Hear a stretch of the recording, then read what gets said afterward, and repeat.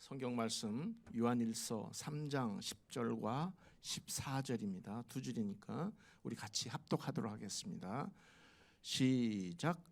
이러므로 하나님의 자녀들과 마귀의 자녀들이 드러나나니 무릇 의를 행하지 아니하는 자나 또는 그 형제를 사랑하지 아니하는 자는 하나님께 속하지 아니하니라. 우리는 형제를 사랑함으로 사망에서 옮겨 생명으로 들어간 줄을 알거니와 사랑하지 아니하는 자는 사망에 머물러 있느니라. 네, 아멘. 오늘 설교 말씀은 최성 장로님께서 흙과 같은 사랑이라는 제목으로 말씀 나누겠습니다.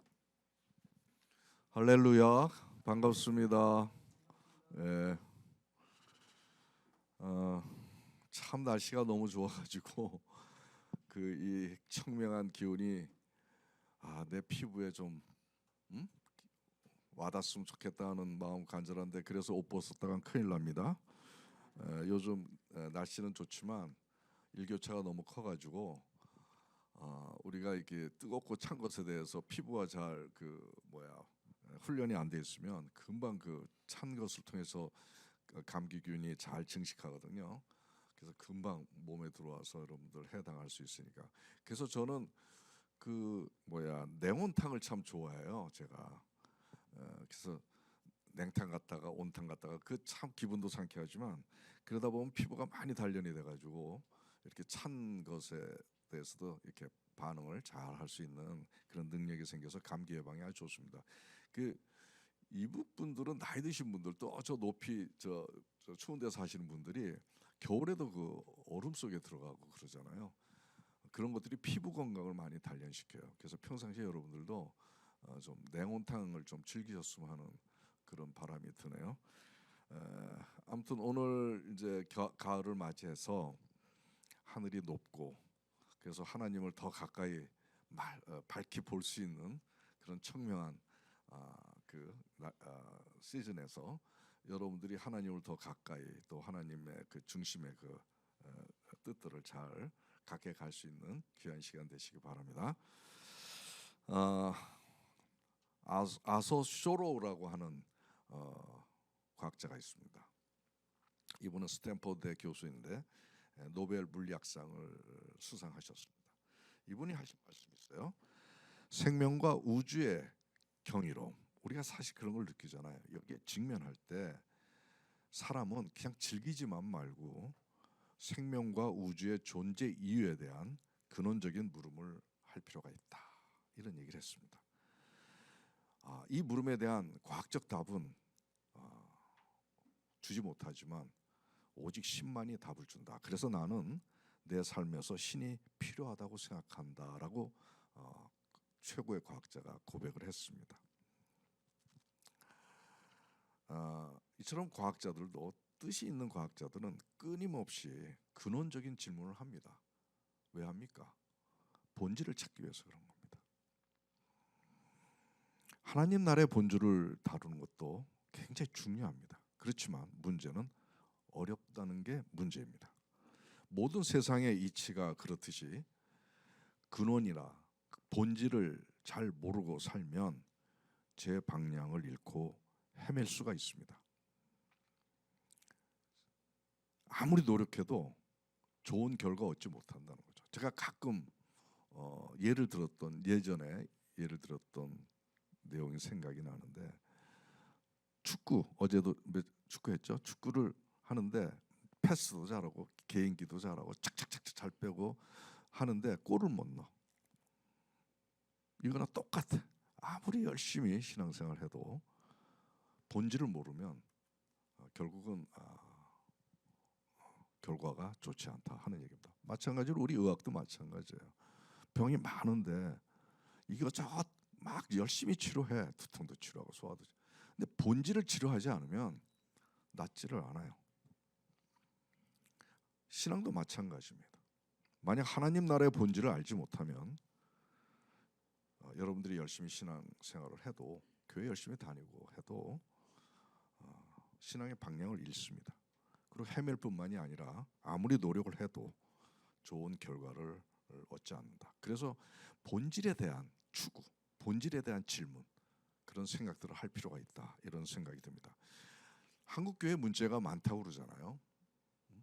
나는 문제 없죠? 한국 교회만 문제 있죠? 예? 아니에요? 나도 문제 있고 한국 교회도 문제 있나요? 예. 그런 자세가 좋습니다. 사실 다들 보면요, 한국 교회 문제 많아. 위선자 집단, 이기 집단, 그리고 그러다 보니까 사회로부터 공격받고 영향력도 이제 없어졌어요. 한국 교회가 예전에는 한국 교계에서 얘기하면 아주 파워풀했습니다. 근데 지금은 교회 믿는 것조차 부끄러지는, 다니는 것이 부끄러운 세상 됐어요. 미래가 지금 없어졌어요.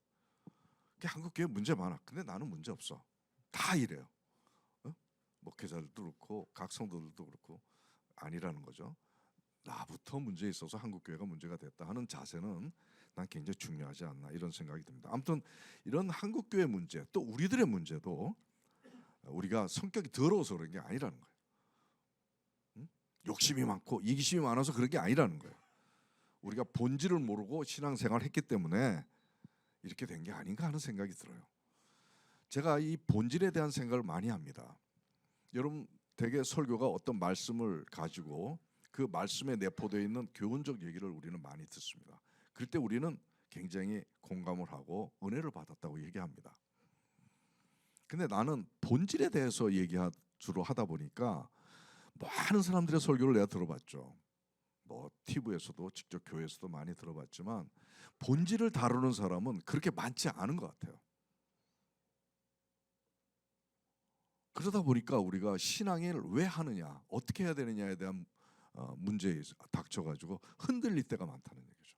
그래서 제 갈 길 모르고 본질은 여기인데 자꾸 여기에서만 하게 되는, 그래서 열심히 축구하는데 골은 못 넣는, 그래서 천국에 가지는 못하는 그런 우를 범하게 되는 것이 우리의 신앙의 모습이 아닌가. 그래서 우리 한국 교회가 이렇게 주위로부터 비판을 받는 것이 아닌가 하는 그런 생각이 듭니다. 그래서 이제는 지엽적인 건 우리가 듣기가 좋아요. 이해하기가 좋아요. 쉬워요. 본질적인 걸 얘기하면 하품합니다. 지금 여러분들 여기서 아직 하품은 안 하시는데 본질적인 얘기하면 어렵습니다. 맴돌다가 들어오질 않아요. 근데 잘 새겨 들어야 됩니다. 그것에 대한 추구, 뭐가 진리일까? 하나님 나라의 중심이 뭘까? 이걸 평상시에 생각을 하는 사람이라면 눈을 번쩍 뜨고 귀를 쫑긋하고 들을 거란 얘기죠. 근데 그냥 은혜나만 받고 좋은 교훈 얘기나 하고 이런 얘기를 하면 다 좋아요. 오늘 설교 참 좋았어. 근데 싹 까먹어요.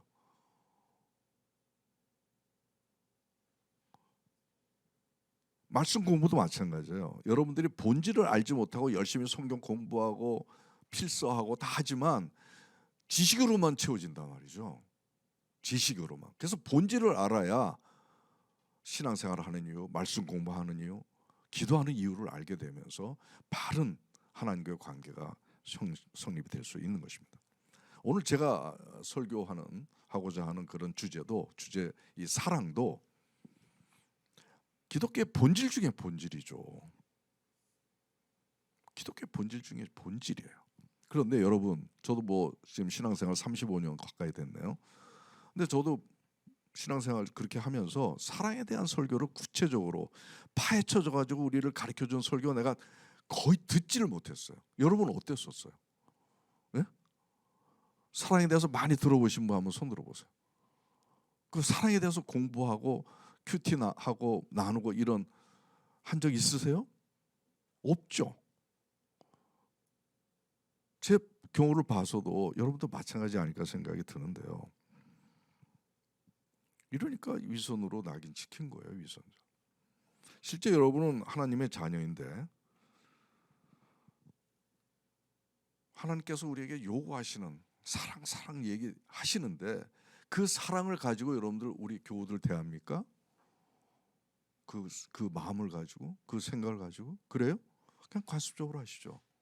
그리고 옆에 있는 이웃을 대합니까? 그 사랑을 가지고? 그렇지가 않잖아요. 우리의 사랑에 대한 우리의 자아상을 보면 너무 미흡해요. 이거 진짜 큰일 날 일이다 라는 생각을 해봅니다. 사람들 입에서 제일 많이 나오는 게 사랑입니다. 사랑 타령입니다. 근데 교회는 막상 사랑의 종교인데도 불구하고 사랑에 대해서 아주 깊이 들어가서 우리가 삶을 녹여내는 그런 것에 대해서 게을리하고 있다. 이것이 우리 한국교회 문제의 핵심적인 원인 중에 하나가 아닌가 하는 생각입니다. 물론 이유가 없는 건 아니에요. 이유가 없는 건 아니에요. 사랑에 대해서 하나님께서 하나님의 사랑이 이런 것이다라고 했던 것이 뭐가 있어요? 원수를 사랑하라 이렇게. 그리고 내 이웃을 내 몸과 같이 사랑하라 이렇게 주문하십니다 우리한테. 여기에 딱 읽고 나서는 이제 사랑은 내게요 친구. 왜냐? 못하니까. 불가능하니까. 안 될 거 뻔히 알면서 못하러 고생해서 공부해? 못하니까. 여러분들 원수 사랑하라고 하면 할 수 있어요? 왜? 할 수 있어? 안 되지. 내 이웃을 내 몸처럼 이렇게 생각하고 사랑할 수 있는 그런 사랑을 실천할 수 있어요? 우선 나부터, 내 자식부터지. 근데 하나님은 그렇게 안 하신단 말이죠. 나도 여기에서 굉장히 나 자신의 그 어떤 어려움을 느끼고 있어요. 사실은. 그런데 오늘 사랑에 대해서 첫 번째 하지만 제가 한 서너 번 할까 합니다.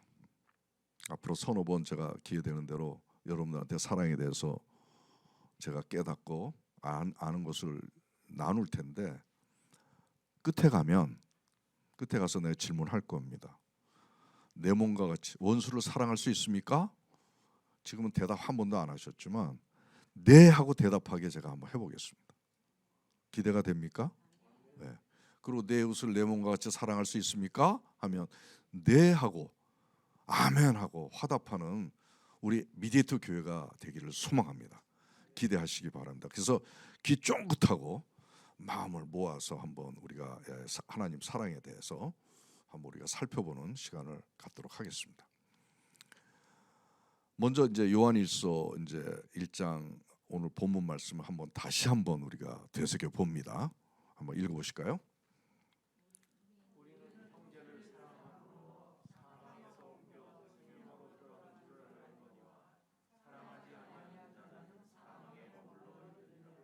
그리고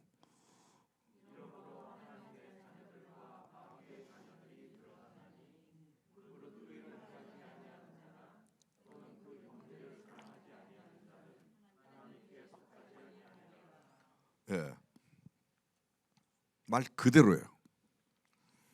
여러분들 읽으면서 충격 안 받았어요? 말 그대로입니다. 아시다시피 하나님 말씀은 1.1획도 보태거나 빼지 못합니다. 다 이루어집니다.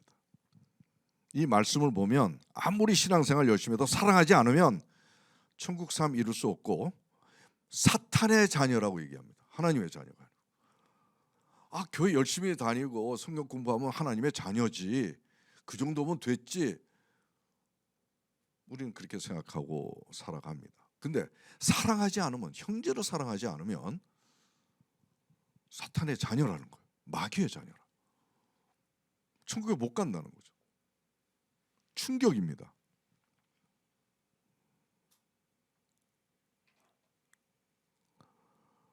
우리가 이거를 얘기를 안 하는 거예요. 교회에서. 이게 문제죠. 얘기를 안 하는 거예요. 교회에서. 그렇지 않아요? 왜 교회에서 이런 얘기를 안 하는지 모르겠어요. 은혜 받는 얘기만 해. 교훈적인 얘기만 하고. 교훈적인 얘기 들으면 명심보감 보세요. 왜 성경 봐? 성경은 진짜 깊습니다. 진짜 이렇게 차원이 달라요. 다른 종교에서 이런 얘기 할 수 있어요? 근데 이런 얘기를 안 한단 말이에요. 한국교회에서. 이제 내가 해야 될 것 같아. 아무튼 우리가 사랑에 대해서, 하나님께서 우리에게 요구하시는 사랑에 대해서 이제 대충 넘어가면 큰일 날 거란 생각 가지고 오늘 주제에 대해서 진짜 깊이 다루는 우리가 되어야 될 줄 믿습니다. 먼저 여러분들 사랑에 대해서 평소 어떻게 생각하는지 궁금해요. 응? 여러분들에게 이 자리에서 제가 꼭 한 분은 답변을 듣고 싶어요. 답변할 때까지 설교 진행 안 합니다. 사랑이 뭐냐고 물어본다면 뭐라고 대답하시겠습니까? 한 분만. 응? 한 분만 얘기해요. 평소 사랑에 대해서 생각해 본 적이 있다면 한번 얘기했으면 좋겠어요. 뭐라고 대답할 수 있어요? 자기 희생. 희생. 좋아요.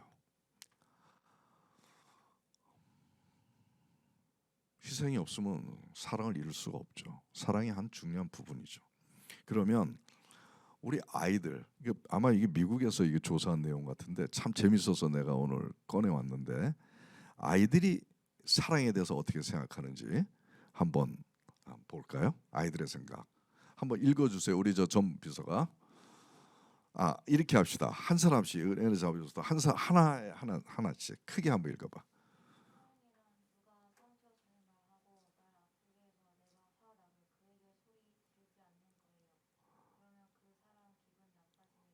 여섯 살짜리가 이렇게 얘기했어요. 예?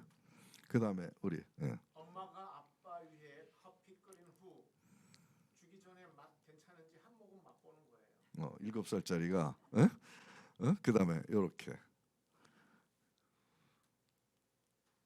어떤 남자에게 내 셔츠가 이쁘다고 말했을 때 그가 그 셔츠 매일 입고 오는 거예요. 7살짜리가 얘기했습니다. 우리 최 목사.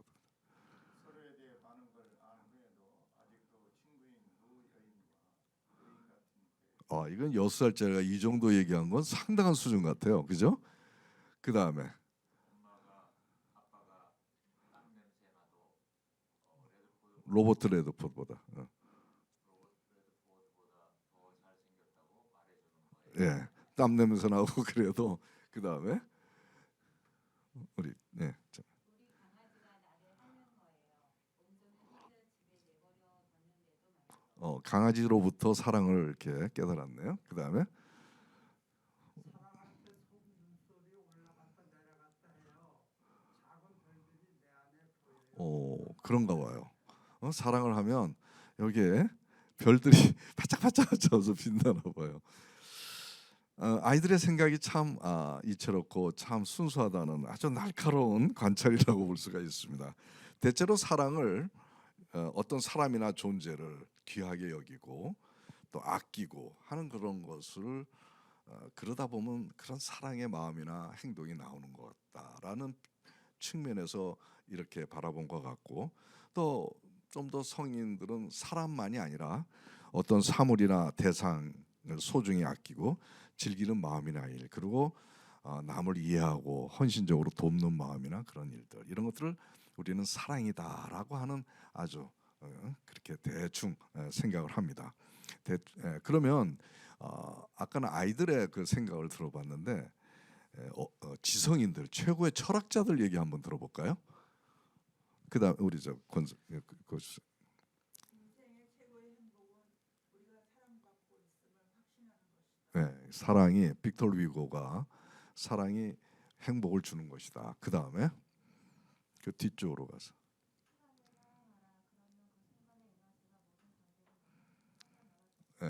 모든 우리 매 순간 우리 닥쳐오는 그 순간을 사랑하면 그것이 많은 사람들에게 여파를 미칠 것이다. 좋은 선한 영향력을 미칠 것이다. 그 다음에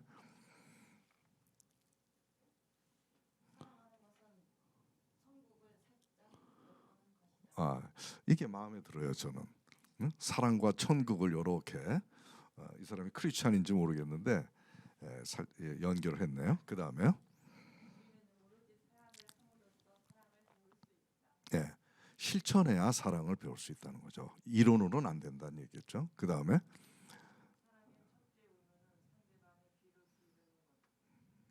그렇습니다. 이런 자세, 사랑의 자세를 얘기했습니다. 자, 대충 우리 아이들이나 또 지성인들이나 사랑에 대한 참 좋은 생각들을 가지고 있음을 우리가 알 수가 있습니다. 그러면 우리가 그 사랑에 대한 그 성격에 따라서 그 기능에 따라서 철학적인 분류를 한 게 있죠. 저도 고등학교 때 윤리 시간에 이 사랑의 종류에 대해서 정말 얼마나 열심히 외웠는지 몰라요. 한번 볼까요? 이게 에로스, 필로스, 아가페스, 사랑의 종류를 4개 정도로 하는데 여러분 다 아시죠? 옛날 생각하면 다 배웠죠. 이거 시험에 나왔던 거예요. 근데 이때는 이 뜻이 뭔지 모르고 무조건 외웠던 것 같은데 일단 이 4개 종류로 이제 철학에서는 얘기합니다. 우선 소유와 탐욕, 지향하는 사랑, 성적인 사랑, 또 남녀간의 사랑 이런 것들을 이제 에로스라고 얘기합니다. 사랑의 최고봉이 아닌가 이렇게 우리가 살면서 그리고 또 이제 형제나 이 우정, 형제간의 사랑도 있잖아요. 그런 걸로 이제 필로스라고 얘기하고 또 이제 헌신적인 사랑, 아까 우리 수사님께서 얘기했던 희생이 뒷받침되는 사랑, 이것도 어떤 의미에서는 사랑의 또 아주 최고봉이 아닌가 생각이 드는데 그것을 아가페라고 얘기를 합니다. 그리고 가족 사랑, 부모와 자식 간에 이런 것을 이제 스테로라고 이제 얘기를 합니다. 아무튼 요거는 이제 이걸 가지고 얘기하려는 것이 아니라 이것이 인간이 우리가 이제 사랑의 종류를 이 정도로 이제 설정하고 분류했다는 내용인데 한번 여기서 검토를 해볼 것은 에로스라고 하는 거. 우리가 한 2가지 정도 검토할 텐데 가장 대표적인 게 에로스하고 아가페라고 우리가 얘기할 수가 있는데 에로스는 성적인 것으로만 이해하는 경향이 있었습니다. 근데 사실은 에로스적인 사랑에 대한 내용은 상당히 포괄적이에요. 어떤 개념으로 에로스에 그 포함시키냐면 자기가 어떤 소유를 삼을 목적으로 또 이 일을 이루기 위해서 노력하는 거, 이런 것들을 에로스적인 사랑이라고 얘기를 합니다. 하와가 이제 뱀의 유혹을 받았을 때 먹음직도 하고 탐스럽기도 하고 보암직도 해서 그걸 따먹잖아요. 그 따먹고자 했던 그 마음의 내모의 소유를 위해서 소유하고자 하는 그런 마음이 발동했다면은 우리가 그것을 에로스적인 사랑의 범주에 포함시킵니다. 사실 보면은 우리가 섹시하다는 말을 많이 하는데 성적인 것만 아니라 제가 우리 이 담적병 발견해서 처음에 그 담적책 제목을 제가 밥통 대반란이라고 그랬거든요. 그랬더니 그 출판사에서 이거 제목 섹시한데 그러더라고요. 그러니까 어떤 사람 간의 그 관계만이 아니라 어떤 물질이나 이런 가치 같은 것들에 대해서 뭔가 확 와닿고 야 이거 하고 소유하고 싶고 즐기고 싶은 그런 마음이 있다면 에로스적인 사랑이라는 거예요. 소크라테스도 그런 얘기합니다. 필로소피, 그 철학에 대한 철학을 하면서 막 그 지혜를 추구하는 거잖아요. 그 지혜를 추구하는 그 자세가 에로스적인 것이라는 거죠. 가만 따져 보니까. 그 최고의 지혜를 이렇게 추구하는 것도 어떤 성적인 것을 추구하는 것 같은 그러한 소유와 즐김을 위해서 하는 것이라는 얘기죠. 근데 소크라테스는 얘기를 안 했지만 만약에 저도 이렇게 뭔가 깨닫고 있는 게 있잖아요. 이것을 내가 소유로 하고 내가 뭔가를 자랑으로 하고 교만으로 하고 한다면 그렇게 해서 그 지혜를 내가 깨닫고 공부했다라고 하면 그건 에로스적인 그런 마음을 가지고 한 것입니다. 에로스적인 것의 그 사랑의 에로스적인 사랑의 가장 그 어떤 단점이라고 그럴까요? 그림자라고 그럴까요? 그게 뭐가 있냐면 이 에로스적인 것은 정력적인 것에 기인할 때가 많아요. 그리고 이기적인 것에 기인할 때가 많아요. 그래서 의미가 없어지거나 자기한테 이익이 안 되면은 가차없이 버린다는 거죠. 그래서 남녀간의 사랑도 막 뜨겁게 정말 줄 것 같이 그렇게 사랑을 하다가 갑자기 뭔가 틀려가지고 버려지면 원수처럼 되잖아요. 그래서 사랑과 에로스적인 사랑은 원수와 양면, 동전의 양면성 같은 거예요. 한 끗 차이라고. 아무튼 이러한 그 에로스적인 사랑도 따져 보면은 죄로 이어질 수 있을 가능성이 굉장히 높은 제한적이고 한계가 있는 사랑이라고 하는 것입니다. 근데 그 우리가 그 아가페적인 사랑의 대표적인 그 부모 사랑도 한번 따져 보면은 진짜 부모가 자식을 사랑하는 거는 조건이 없어요. 무조건적이고 또 너무 헌신적이고 모든 걸 다 바칩니다. 근데 가만 따져 보세요, 여러분들 자식 키우면서 그 내면에 이기심이 있어요. 이기심이 있어요. 애들 요즘 뭐 공부 안 시키고 학원 보내고 막 안 가르치면 막 짜증 내면서 꾸지람하면서 하고 그러는 이유가 자기 때문에 하는 경우가 많아요. 자기의 욕심을 채우기 위해서. 그래서 이런 아가페적인 사랑도 가만 따져보면 뭐 그렇지 않은 사람들도 있지만 따져보면 대체적으로 이기심이 그 중심에 있어요. 그래서 참 이게 어렵다. 하나님의 사랑을 실천하고 알고 실천하기가 너무나 어렵다. 우리가 꼭 이거 같아. 부메랑 같아. 우리가 이제 돌팔매 이렇게 돌리잖아요. 돌려서 원심력으로 작용해서 막 뻗쳐나가지만 그 중심은 자기한테 항상 있는 거예요. 그 남을 위해서 뭔가를 하더라도 그 중심엔 자기의 이기심이 있다. 아무리 사랑을 남에게 베풀어도 자기를 위하는 마음이 항상 깔려 있는 그런 자신을 발견해 보면 참 진짜 하나님의 사랑을 배워 실천하기가 너무나 어렵다는 그런 생각을 해봅니다. 아무튼 우리가 사랑을 하더라도 자기 이기심과 손익계산이 작용이 되면 순수함은 이미 잃어버리게 되는 거고 질투와 분란과 싸움으로 변질하는 그런 양면성이 있다. 인간의 사랑에는 이렇게 어려운 것이다. 사실 저도 하나님의 사랑을 배우고 싶어요. 한번 초월하고 싶어요. 그래서 아까 낮엔 해처럼 밤의 달처럼 그렇게 살 수는 없을까 하는 것이 저의 살면서 그런 소망이 됐어요.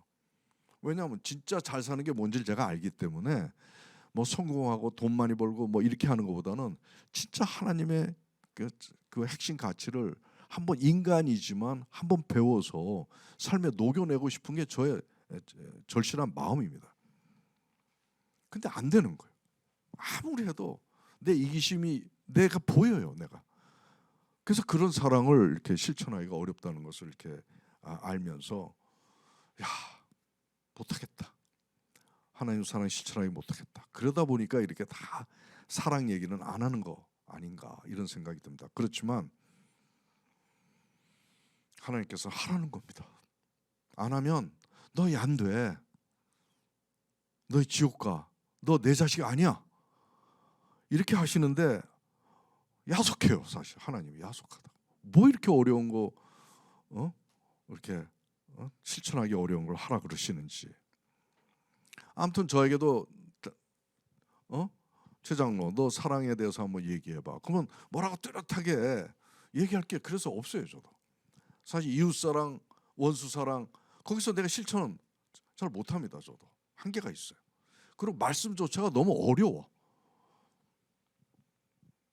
아무튼 여러분이나 저나 하나님께서 요구하시는 그 사랑의 경지에 이른다는 것은 결코 쉬운 일은 아니다.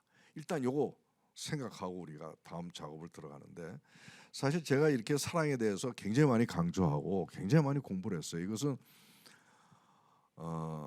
제가 신앙 초기인데요. 그때가 1991년 정도 되지 않았겠나 싶어요. 한 거의 30년 조금 넘은 건데 그때 이제 신앙생활한 지가 한 1년여 됐을 때요. 초신자죠.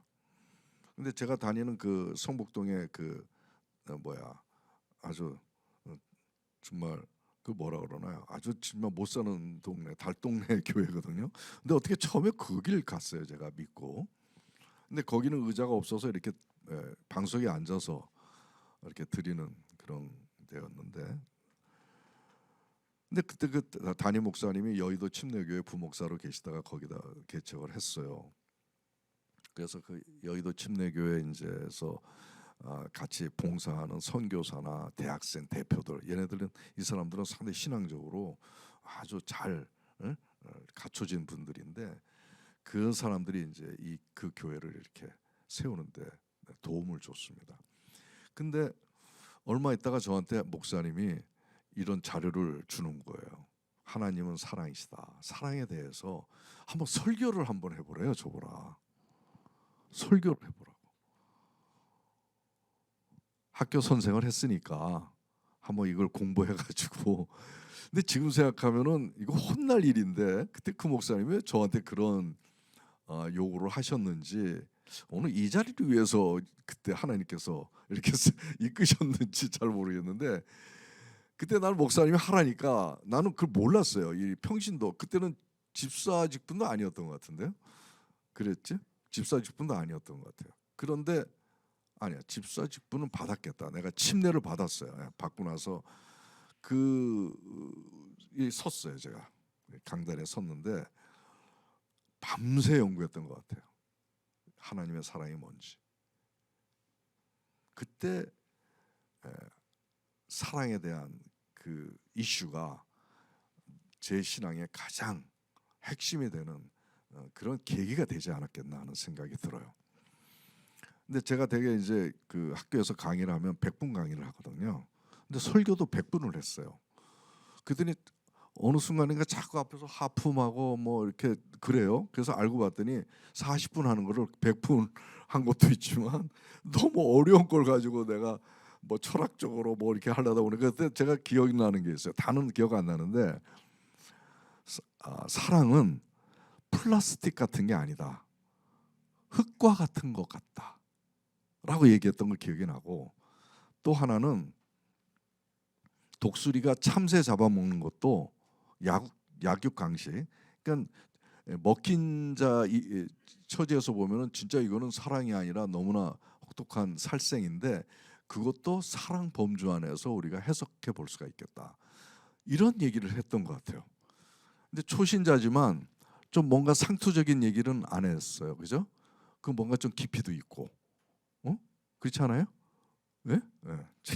아무튼 제가 사랑에 대해서 뭔가 고민하는 적이 그때서부터 있었던 것 같아요. 나한테는.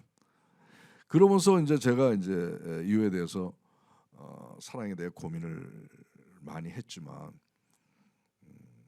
사실 확실하게 얘기하기는 그렇습니다.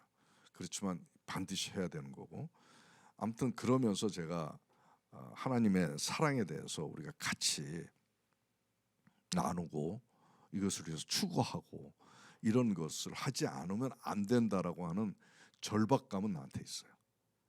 절박감이 있습니다. 아무도 안 하더라도 나는 해야 되겠다. 나도 하면서 좀 더 깊이 터득해서 한번 실천을 해야 되겠다는 각오도 이번에 준비하면서도 제가 하고 있는 거고요. 여러분들, 특히 미디에이터 우리 형제들한테만큼은 반드시 하나님의 사랑을 좀 이렇게 심어줘야 되겠다. 그래서 삶에 실천할 수 있는, 그래서 사랑의 존재로 이끌어 나가는 그러한 것을 해야 되겠다 하는 그 제가 절박감을 가지고 지금 얘기를 합니다. 여러분들은 절박감이 있는지 없는지 모르겠어요. 근데 앞으로 제가 사랑 타령을 좀 할 겁니다. 그래서 미데토 교회인만큼은 하나님의 사랑이 어떤 것인가에 대한 나름대로의 그 개념을 가지고 삶에 한번 실천하도록 노력하는 그런 삶을 이끌어가는 것을 내가 소망을 해봅니다. 아무튼 이번에 설교 준비하면서 그때 31년 전쯤에 얘기했던 사랑은 흙과 같은 것이다 라고 부지불식간에 내가 얘기했던 그 생각이 난 거예요. 그 생각이 난 거예요. 그래서 그래서 흙을 한번 잠깐 살펴볼 필요가 있겠다 하는 생각이 드는데요. 우선 흙을 보면은 많은 기능을 갖고 있는데 자정작용하고 탄소 저장을 한다고 그래요. 그 지금 이산화탄소가 뭐 지구 온난화에 가고 오염시키고 하는 거기 때문에 이제 이산화탄소 제로 시대를 다 이제 추구하고 있는데 이 흙이 2조 5천억 톤의 이산화탄소를 저장한대요. 이 공기가 2조 5천억 톤이면 어떻게 될까? 공기 중에 3분의 1을 공기 중 탄소의 3배를 지금 저장하고 있대요. 흙이 굉장히 지금 우리 자정 역할을 하고 있는 거고, 그다음에 흙의 그 1.5m 그 사이에 살아 있는 생물들이 모든 부산물들을 썩혀서 영양분으로 바꾸고 황산화 물질을 만들어서 유해 발효소 활동 억제와 중금속들의 유해 장애를 현재 감소시킨다는 얘기입니다. 실제로 보면은 흙에 보면 석유도 들어가고 별거 다 들어가잖아요. 근데 그게 다 흙 안에서 아마 이 미생물 작용이 해가지고 오히려 좋은 곳으로 변화가 되고 그런가 봐요. 특히 그 바이러스 같은 것들이 흙에서 많이 이렇게 죽는 그런 것을 볼 수가 있는데, 전에 우리 이정종 목사님께서 잡초 설교할 때 그 흙에다가 잡초 죽이려고 농약 뿌리는데 이 미생물 다 죽이는 거죠. 그래서 흙에 대해서 굉장히 그 생명적인 그 기능을 우리가 죽이는 어리석음을 저도 범하고 있습니다. 근데 저는 우리 잔디에는 농약은 안 쳐요. 뽑지. 근데 어쨌거나 흙이 이렇게 중요한데 그 중에서도 여러분들이 싫어하는 지렁이가 이 흙의 건강에 그 척도랍니다. 이게 지렁이는 흙을 먹고 사는데 그걸 먹고 배설한 걸 분변토라고 하는데 이게 굉장히 비옥하게 하고 일반 토양보다 미생물이 50배나 많아가지고 유해균이 지렁이 있는 데서는 살 수가 없대요. 그래서 우리가 지렁이를 굉장히 아껴야 돼요. 그 다음에 또 어떤 작용이 있냐면 식량 생산과 양분 공급을 하는데 우리 사람들이 먹는 먹거리의 95%가 다 흙에서 나오는 거예요. 바다에도 있고 뭐 다 있지만 지상에도 있고 하지만 95%가 흙에서 나오는 거고, 그래서 지구를 뜻하는 얼스도 흙의 뜻을 내포하고 있는 거고, 그 다음에 세 번째로는 다양성, 생태계 유지.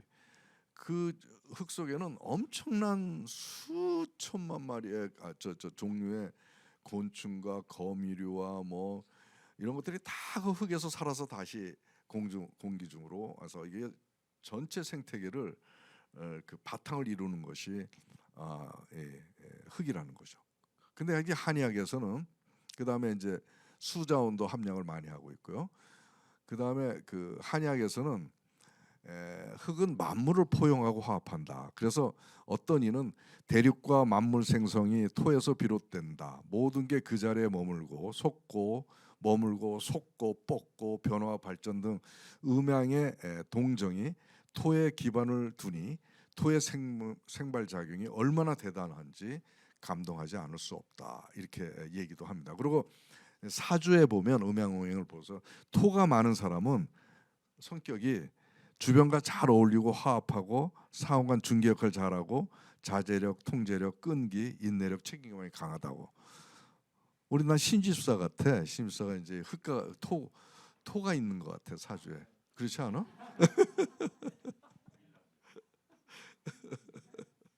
그래서 이길란 권사님하고 아주 짝이 잘 맞아. 아무튼간에 흙의 그 기능을 이렇게 요약을 해보면 나쁜 걸 유익하게 바꿔주고 많은 사람이 먹고 살도록 좋은 영양을 제공해주고 악한 것에 공격받아 상하지 않도록 막아주고 공동체의 생태계를 이롭게 한다. 이런 흙의 기능을 가지고 있다는 거예요.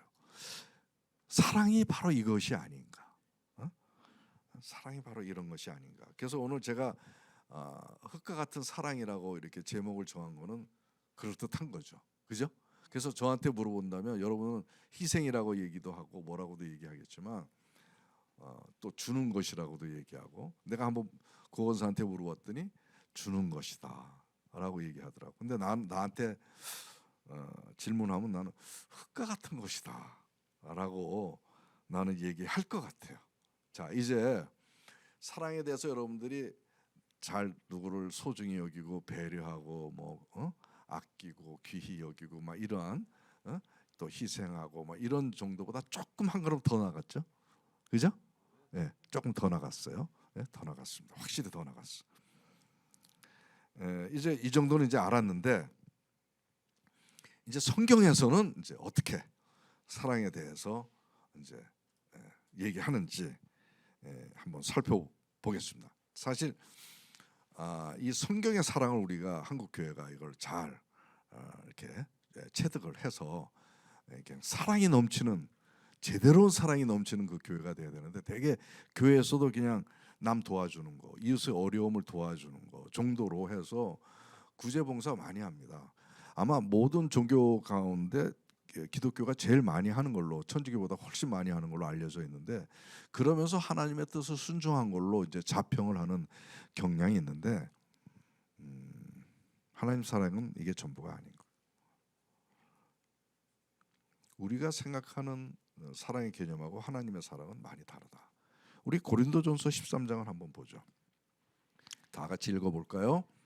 내가 내게 있는 모든 것으로 구제하고 또 내 몸을 불사르게 내줄지라도 사랑이 없으면 내게 아무 유익이 없느니라. 놀랍죠? 분명 내 몸을 불살르게 내어주고 내가 있는 거 모든 거 다 줘서 남을 구제하고, 이러한 지고지순의 사랑이 어디 있을까요? 근데 이것도 사랑이 없으면 아무 유익이 없대요. 여기서부터 이제 어려워집니다. 하나님의 사랑은 우리가 생각하는 희생과 모든 걸 목숨, 재산 다 줘도 하나님 사랑하고는 뭐가 편차가 있는 거죠. 아까 아가페 사랑, 에로스적인 사랑 하면서 정말 그 중심의 이기심을 어찌 버릴 수 없다라고 하는 그 우리 좌절감, 뭔가 이걸 뛰어넘을 수 없을까? 그 뛰어넘고 싶어 죽겠어요. 진짜 남을 사랑하더라도 해처럼 달처럼 사랑해 줄 수 없을까? 막 이런 게 있어요, 저한테는. 근데 그게 안 되니까 그것도 어려운데 이건 더 어려워. 또 뭐가 있단 말인가? 아주 난감하다고. 다 사랑을 연구하는 사람도 다 여기서 포기하지 않을까, 이런 생각이 듭니다. 근데 그래도 해야 된다. 우리 사랑해야 된다. 얘기해야 된다.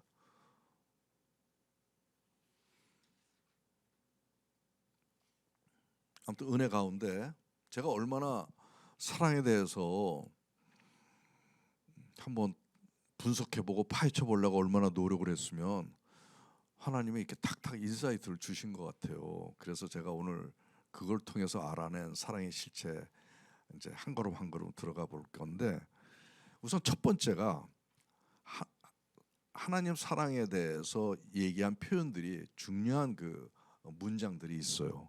이걸 한번 붙들고 보자. 그래서 여기서 한번 파헤쳐보자, 이런 고민을 한 거죠. 첫 번째가 하나님은 사랑이시다. 한번 말씀을 한번 읽어볼까요?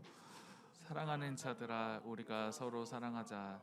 사랑은 하나님께 속한 것이니 사랑하는 자마다 하나님으로부터 나서 하나님을 알고 사랑하지 아니하는 자는 하나님을 알지 못하나니 이는 하나님은 사랑이심이라. 예. 참 이거 어렵죠?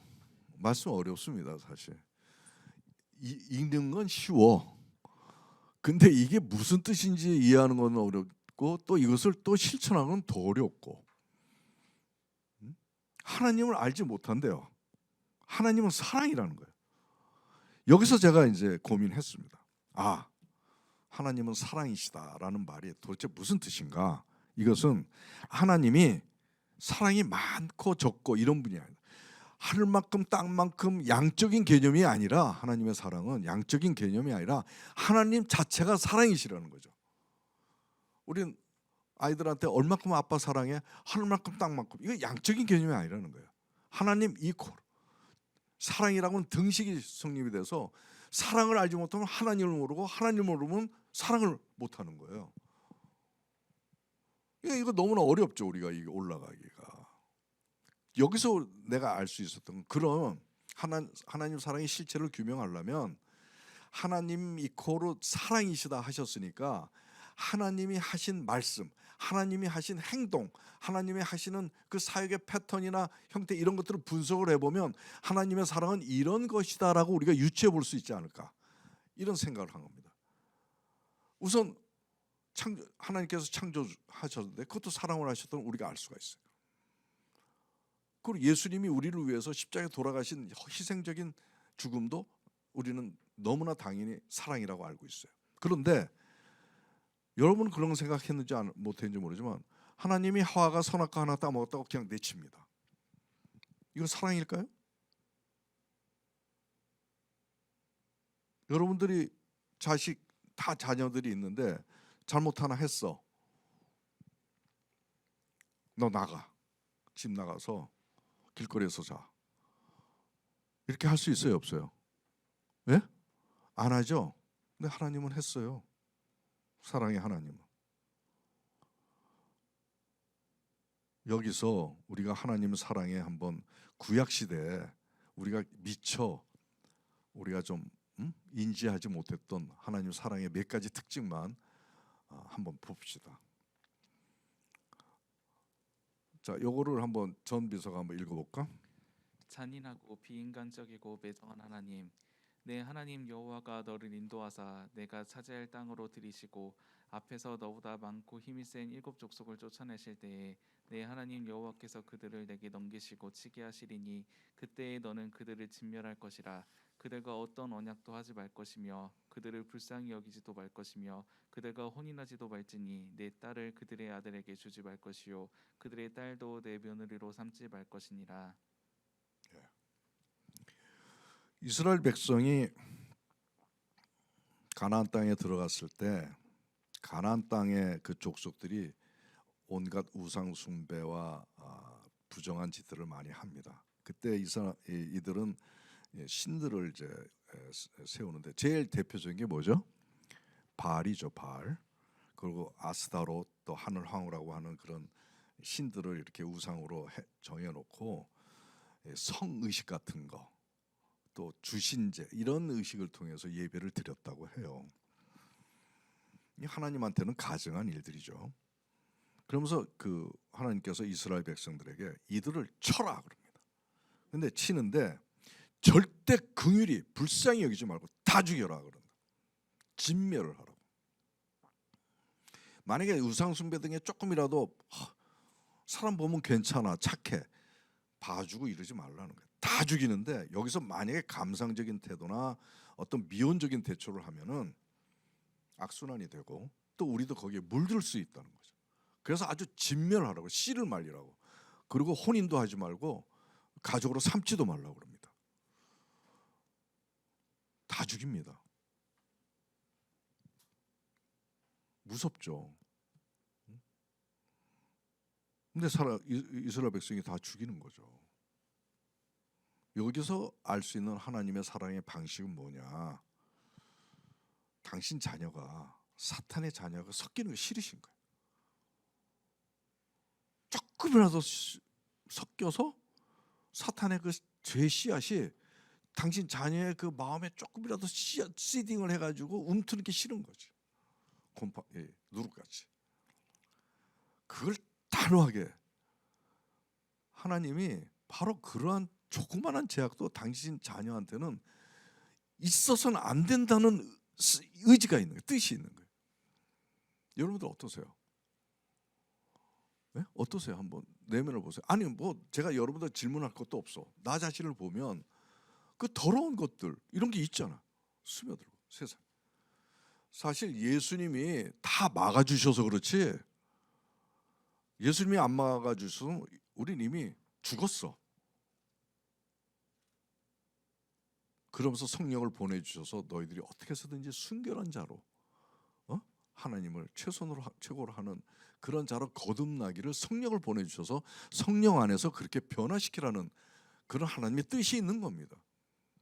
아무튼 어쨌거나 지금은 우리는 그러한 죄악을 품고 불결하고 부정하고 죄악을 부패한 것들이 내 내면에 있지만 우리가 이것을 넘어가고 있지만 우리를 만드신 하나님 아버지는 이러고 계신다는 거예요. 그 죄에 대한 하나님의 뜻은 조금도 변함이 없어요. 예수님이 막아줘서 그렇지. 그게 어디에서 언제 드러납니까? 심판할 때 드러나는 겁니다. 그래서 성령 안에서 너희들이 순결한 자로 거듭나지 않으면 하나님의 그 진노와 이 진멸하는 그 심판은 그대로 적용된다는 거 우리 알아야 된다는 거예요. 이거 무섭습니다.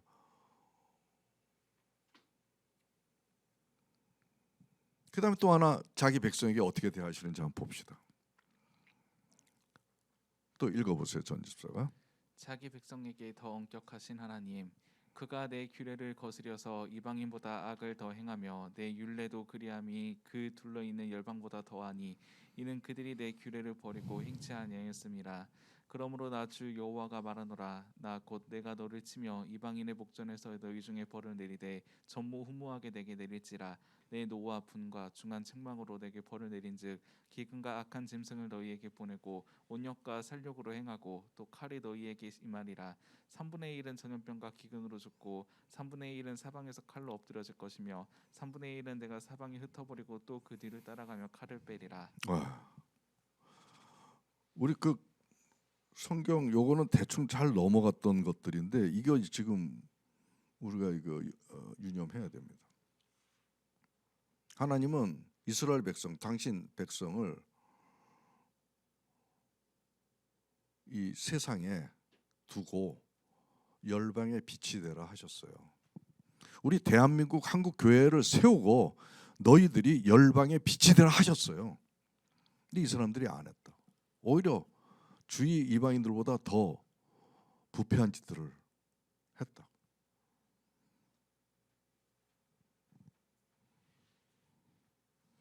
안 봐주신다. 죽이는데요, 끔찍해요. 어떻게 죽여요? 전무후무하게 죽여요. 벌을 내려. 그리고 기근과 짐승과 오녀가 전염병과 이거 막, 그리고 거기서 살아남으면 또 칼로 죽이고. 그래서 3분의 1은 기근으로 전염병으로 죽고 3분의 1은 칼로써 죽고 3분의 1을 살아남는데 흐트러뜨리고 끝까지 쫓아가서 죽이고. 그런데 여기서 하나님이 이제 다 죽인 거 보고 분을 내려놓느니라 이렇게 나와요. 근데 그 주석을 보니까 이렇게 다 죽이고 다 했는데 하나님이 어떠셨을 것 같아요? 난 이 그 주석에서 내가 전율을 느꼈는데 슬퍼하셨다가 아니라 시원해하시고 만족해하셨대요.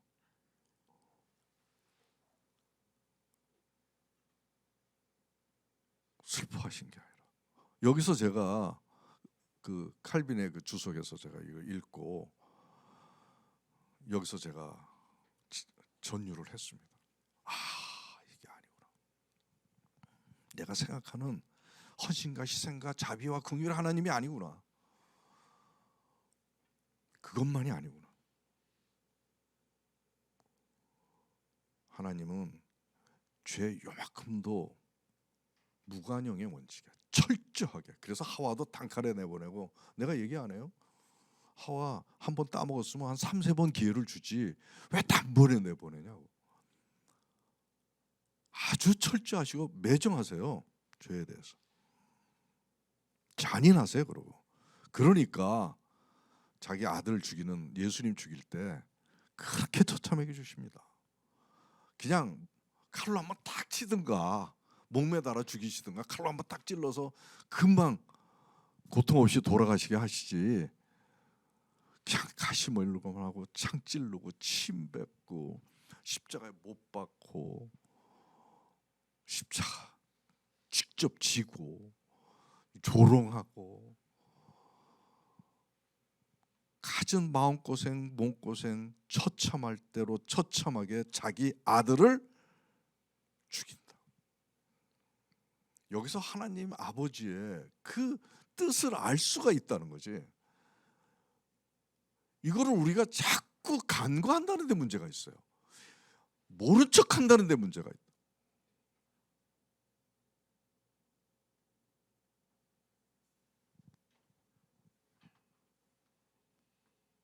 우리 한국 교회는 하나님이 긍휼과 자비와 사랑이 많으신 분이니까 우리가 열심히 이렇게 하면 다 천국 데려가서 구원해 주시겠지. 아마 여러분 봐주시겠지. 좀 넘어가 주시겠지라고 생각할지 모르겠어요. 천만의 말씀이에요. 제가 아는 하나님은, 제가 M5를 공부하면서 알게 된 하나님은 절대 그렇지 않으세요. 그래서 제가 자꾸 세례 요한처럼 싫은 소리 하는 거예요. 제가 이런 얘기하면은 절대 우리 교인들 안 옵니다. 내가 알아요. 싫어서 안 온다고. 천대 가면 은혜로세 할렐루야 축복받고 집 잘 되고 하나님 믿고 잘 되는 것은 하나님의 은혜일 수도 있지만 그렇지 않을 수도 있어요. 그것을 믿음의 신앙의 기준으로 생각하는 경향이 있어요. 그게 기복신앙의 다 발로입니다. 이게 얼마나 위험한 신앙의 그 마인드 자세인 줄 아세요? 근데 우리는 미디에이터 교회는 그런 얘기하면 안 돼요. 하나님의 은혜로 나 이렇게 잘 됐어. 하나님의 은혜로 이렇게. 물론 하나님의 은혜를 칭송하는 건 좋아요. 또 하나님의 은혜가 분명히 있어요. 임합니다. 저도 은혜를 받고 살지 은혜 없이는 나도 못 살아요. 그렇지만 내 한편으로는 진짜 하나님의 경외함과 두려움과 정말 하나님이 그런 말씀하시잖아요. 두려움을 가지고 나한테 오라. 아무튼 제가 이런 실언 소리 해도 여러분들 이해해 주시기 바랍니다. 나 미워하지 마세요. 이게 여러분들하고 같이 하나님의 바른 자녀가 돼서 천국 다 같이 가고 싶은 마음 내가 절실합니다. 내가 오면서도 그래. 진짜 그 간절하다고. 결국 이스라엘 사람들 어떻게 됐습니까? 가나안 땅 잃어요. 젖과 꿀이 흐르는 땅을 상실합니다.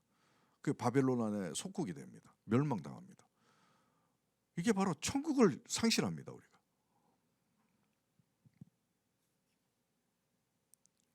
아무튼 우리 열방의 빛으로 삼으시고자 한국교회를 세우셨는데 우리가 하나님의 엄격한 징벌을 받을 수가 있겠다. 하나님의 사랑은 바로 이러한 잔인하고 형벌과 이런 것들을 하고 그런 것도 하나님의 사랑의 방식이다. 희생과 헌신만은 아니었다. 그 다음에 끝으로 이제 질투의 하나님인데 이것도 한번 전집사 읽어보세요. 너는 나 외에는 다른 신을 두지 말라. 너를 위하여 새긴 우상을 만들지 말고 또 위로 하늘에 있는 것이나 땅에 있는 것이나 물속에 있는 것의 어떤 형상도 만들지 말며 그것들에게 절하지 말며 그것들을 섬기지 말라. 나 내 하나님 여호와는 질투하는 하나님인즉. 네. 여러분들 우선순위를 어디에 두고 계십니까? 우상 숭배라고 하는 것은 우리는 무슨 우상을 뭐 이렇게 만들어서 세우진 않죠. 우리 절대 그런 거 없잖아요. 사실 그 예수님 이렇게 하는 것도 하지 말라고 그러더라고. 난 그건 아니라고 보는데 일단 뭘 만들어서 절하고 이런 거는 하지 말라는 건데 그런 외식만 지키지 말고 여러분들의 우상은 뭡니까? 돈입니까? 성공입니까? 아니면 자식입니까? 자식이 우상이 되는 사람도 있어요. 우선순위를 그것을 하나님보다 절대 우선하지 말라는 거예요. 어차피 우리 하나님하고 만날 사람들이니까 세상에 맡겨진 그런 것에 매몰돼 가지고 하나님을 잊지 말라는 겁니다. 그러면 하나님 질투하신다고 되어 있고 진노하신다고 되어 있습니다. 아무튼 이제 정리합시다. 그림이 다 빠졌네. 이게 사랑 안에 질투와 분냄이 있는 거예요. 또 그전 거. 이 사랑 안에 무관용 잔인 죽임이 있는 거예요. 그전 거. 이 사랑 안에 엄격 진노 죽임이 있는 거예요. 이것도 하나님의 사랑이다. 우리가 이걸 염두에 두셔야 될 것 같습니다. 시간 관계상 오늘 설교 이 정도로 이제 마무리할 텐데 다음 시간에는 이제 다 이어서 할 거니까 오늘 얘기 잘 이제 이어서 그 다음에는 사실 제가 다 하려고 그랬댔어요. 다음 시간에 끝까지. 근데 보니까 또 욕먹을 것 같아. 우리 이재성 박사님 특히 불만이 많으신데 그래도 이렇게 시간이 많이 됐어요. 죄송합니다. 아무튼 간에 다음 시간에는 사랑을 하나님은 계명으로 주셨어요. 제일 최고의 율법, 법률 다루셨는데 왜 사랑을 감정 차원, 정서 차원에서 다루지 않고 법 차원에서 다뤘는지 그 궁금하셨죠? 그거 설명해 드리겠습니다. 그 다음에는 아까 그 고린도전서 13장 3절의 말씀에 내가 있는 거 다 주고 몸을 불살라 줘도 사랑 없으면 아무 유익이 없다는 그 부족분이 뭔지 그걸 또 얘기하도록 하겠습니다. 그리고 이제 계속 그러면 하나님의 사랑을 어떻게 하면 실천할 수 있는지, 예? 그걸 가지고 또 이제 이어서 이렇게 하다 보면 몇 번 하게 될 텐데, 그러다 보면 우리가 사랑에 뭔가 머릿속에 이렇게 그득하게 자리할 수 있지 않을까 한번 기대해 봅니다. 아무튼 하나님은 끝으로 정리해 보면 요거 한번 다시 요걸 가지고 기도를 할 겁니다. 당신 자녀가 사탄의 무리와 섞이면 싫어한다는 거예요. 안 된다는 거예요. 하나님 나라만의 순결과 거룩함을 잃으면 안 된다는 거예요. 당신 백성이 악에 빠져 열방의 빛이 되지 못하고 있으면, 지금 우리가 열방의 빛이 되고 있습니까? 심사 어떻게 생각하세요? 부족한 게 아니라 거꾸로 가고 있죠. 지금 손가락질 당하고 있잖아요. 빛이 아니라 위선자 집단으로. 지금 그러면 빤하지 않아요? 우리가 여기서 변하지 않으면 하나님 아버지는 이스라엘 백성들 치듯이 나중에 재림 때 다 칠 거예요. 그 다음에 하나님보다 다른 걸 우선순위로 하는 거예요. 여러분들 삶에서 우선순위가 뭔지 한번 보세요. 어디에다 더 그러다가 그거 자기가 우선순위 하다가 그러면서 그냥 생활에 일부로 교회 나오고 신앙생활하는, 이거 안 된다는 얘기예요. 하나님을 믿는 것은 일부가, 생활의 일부가 아니라 전부다라는 거죠. 아시겠죠? 아멘이 적어요. 아시겠죠? 바로 그렇습니다. 그래서 이렇게 됐을 때 질투, 엄격한 벌, 잔인한 죽임을 불사한다는 것을 우리가 염두에 두시고, 끝으로 당신을 이렇게 하시는 이는 당신 백성을 선으로 이끌고 진리, 수호와 생명을 온전케 하기 위한 하나님의 방식이다 라는 것을 우리가 꼭 알길 바랍니다. 자, 이제 우리가 결단 기도를 하겠습니다. 지금 사실 조금 제가 좀 여러분들 귀에 거슬리는 얘기가 있었을지 모르겠는데, 말씀에 그대로 나와 있는 거 얘기했을 뿐입니다. 이 말씀은 조금도 적어지거나 무시되거나 넘어가지 않습니다. 이 말씀의 근거에서 우리 그동안 신앙생활 어떻게 해왔는지 모르지만 이제 다시 시작한다는 생각을 해도 됩니다. 늦지 않았습니다. 괜찮습니다. 이제 하나님 믿을 때 그냥 교회에서, 한국교회에서 그동안 이끌어왔던 그 간습대로 하면 절대 안 됩니다. 이제 진정 하나님 원하시는 뜻에 따라 우리가 잠시 몇십 년 살다 가는 이 인생을 그렇게 살아가야 됐다는 결단을 하시기 바랍니다. 우리 한 30 정도도 오늘 말씀을 바탕으로 해서 여러분들이 결단하신 내용을 하나님과 소통하면서 기도하고 제가 마무리 기도하도록 하겠습니다.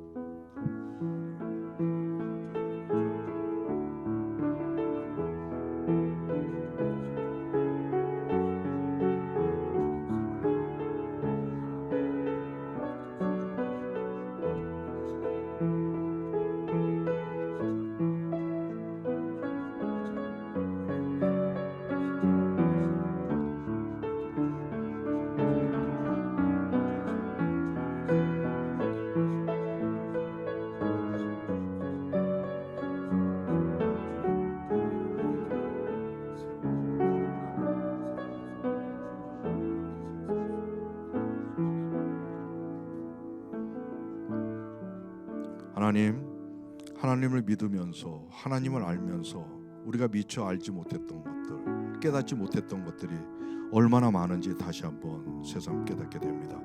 오늘 사랑에 대한 하나님의 뜻을 저희들이 살펴보았습니다. 저희들이 생각했던 것보다 너무나 깊고 심오하며 또 어떤 면에서는 충격적이라 아니할 수 없습니다.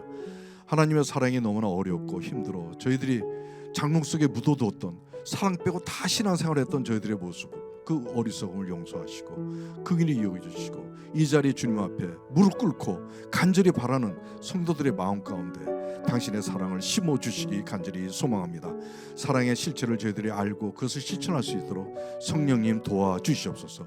우리 미디에이터 교회가 사랑으로 하나가 되고 사랑으로 삶을 이루어서 많은 열방의 빛이 될 수 있도록 인도하여 주시옵소서. 오늘의 말씀을 잊지 아니하고 정말 자기 마음속에 두고 손목에 메고 이마에 붙여 살아가는 우리 미디에이터 성도 될 수 있도록 축복하여 주시옵소서. 감사드립니다. 예수님 이름 받들어 간절히 기도드리옵나이다. 아멘.